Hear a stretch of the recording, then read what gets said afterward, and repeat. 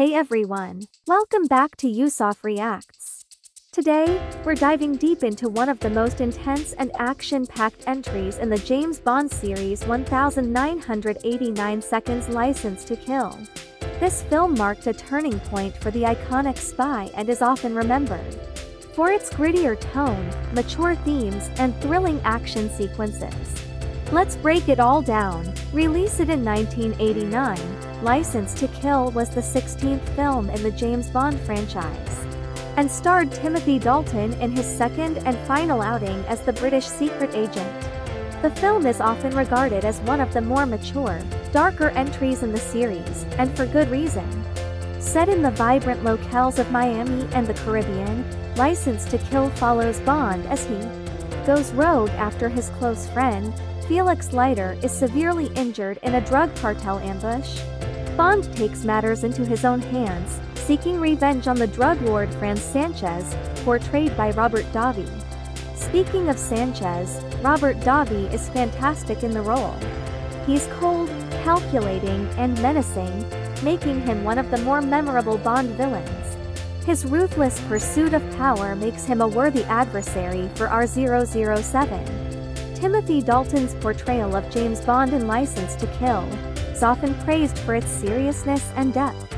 Gone is the suave, one-liner spitting Bond of earlier films. In this installment, Dalton's Bond is driven by personal vengeance, and he brings a darker, more intense energy to the character. This version of Bond is willing to cross lines, showing a more brutal and emotional side. Now, let's talk about the action. License to Kill is packed with intense sequences from high-speed car chases to explosive shootouts. The film doesn't shy away from the violence and grit of the world Bond is navigating. It's a departure from the more playful tone of the Roger Moore era, embracing a realism that fits with the story's darker themes. But despite the shift in tone, we still get the iconic elements that make Bond, well, Bond. The gadgets, the Mi-16, and even some light-hearted moments balance the more serious aspects of the film. One of the standout elements of License to Kill is its emotional depth. We see Bond not just as a spy, but as a man seeking justice for a close friend. This personal journey gives the film weight and makes it stand out as one of the most grounded Bond films in the franchise. The final showdown with Sanchez is everything we expect from a Bond film: high stakes, heart-pounding action, and a satisfying conclusion. But it's the emotional payoff, the sense of closure for Bond's personal vendetta, that really elevates the movie. So, is License to Kill one of the best Bond films? For its intensity, emotional depth, and standout performances, it certainly deserves a place among the greats.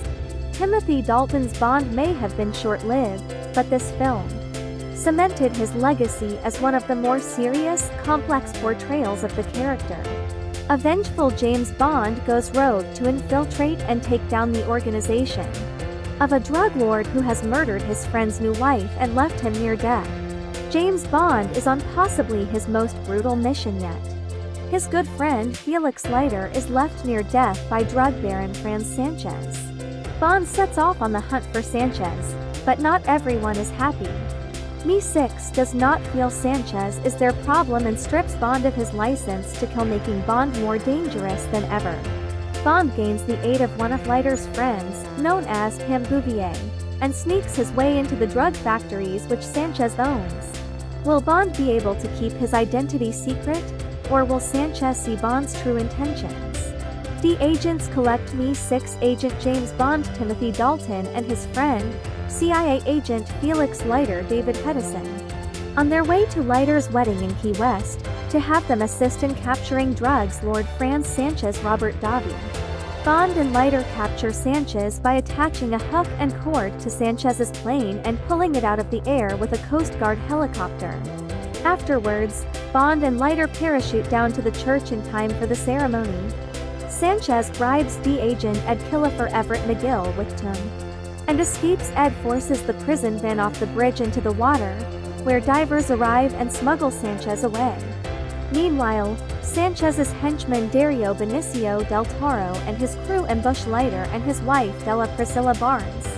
and take Leiter to an aquarium owned by one of Sanchez's accomplices, Milton Crest Anthony Zier. Sanchez has Leiter lowered into a tank holding a tiger shark. When Bond learns Sanchez has escaped, he returns to Leiter's house to find Leiter has been maimed, left leg chewed off below the knee, and that Della has been murdered and by implication raped. Bond, with Leiter's friend Sharky Frank McRae, start their own investigation. They discover a marine research center run by Crest, which is where Sanchez had brought Felix and fed him to the sharks. Where Sanchez has hidden cocaine and a submarine for smuggling it. The same Min sub was used to smuggle Sanchez underwater from the prison van.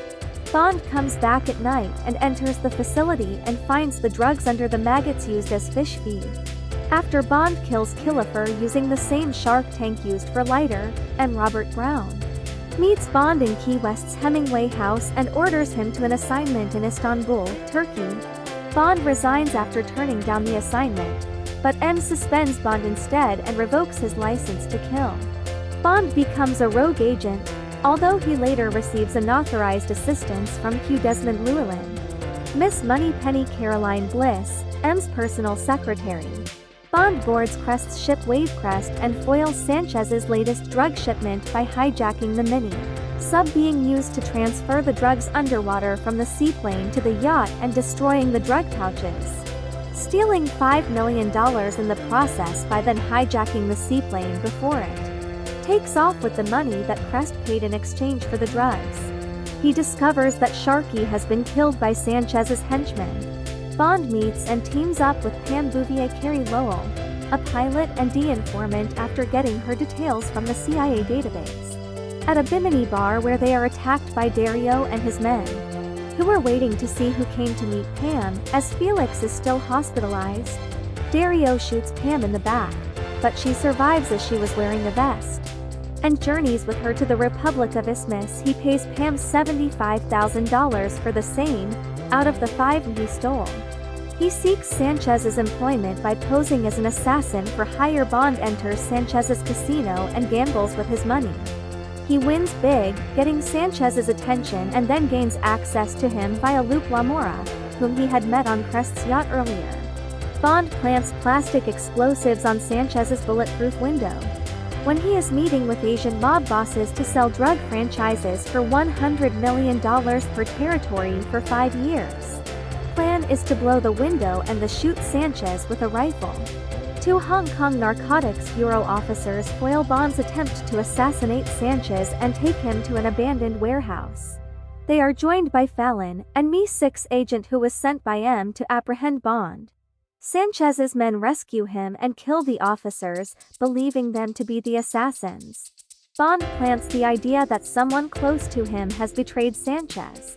Later, with the aid of Bouvier Q and Sanchez's girlfriend Luke Lamora Talisa Soto, who rebelled against Sanchez as he would physically abuse her, Bond frames Crest by planting the $5 million in Wavecrest. Crest had come in his yacht to meet Sanchez and explain the missing payment for the last shipment.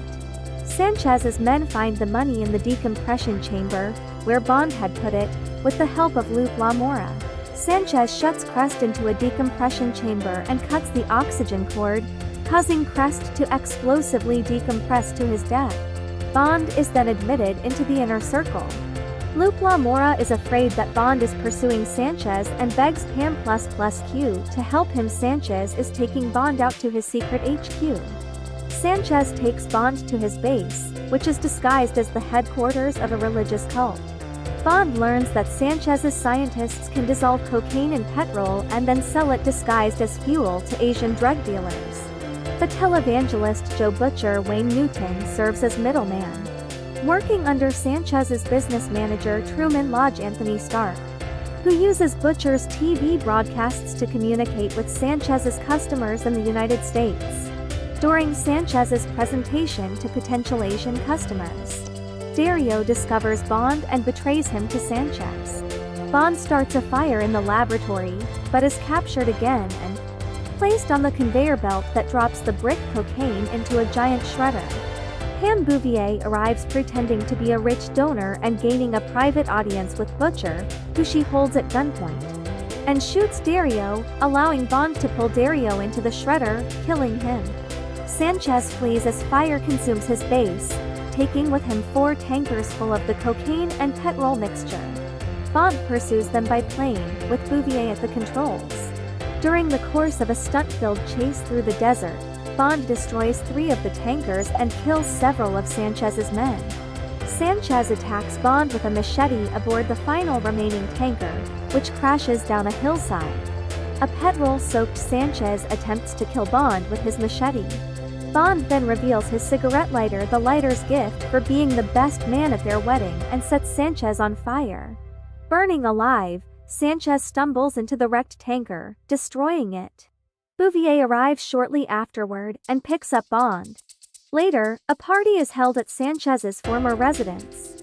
Bond receives a call from Leiter telling him that has congratulated him for his work and offers him his job back. He then rejects Loop's advances and romances Bouvier instead. What do you think?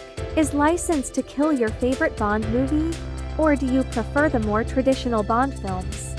Let me know your thoughts in the comments below, and don't forget to like and subscribe for more deep dives into the world of Bond. Thanks for watching, and I'll see you in the next video.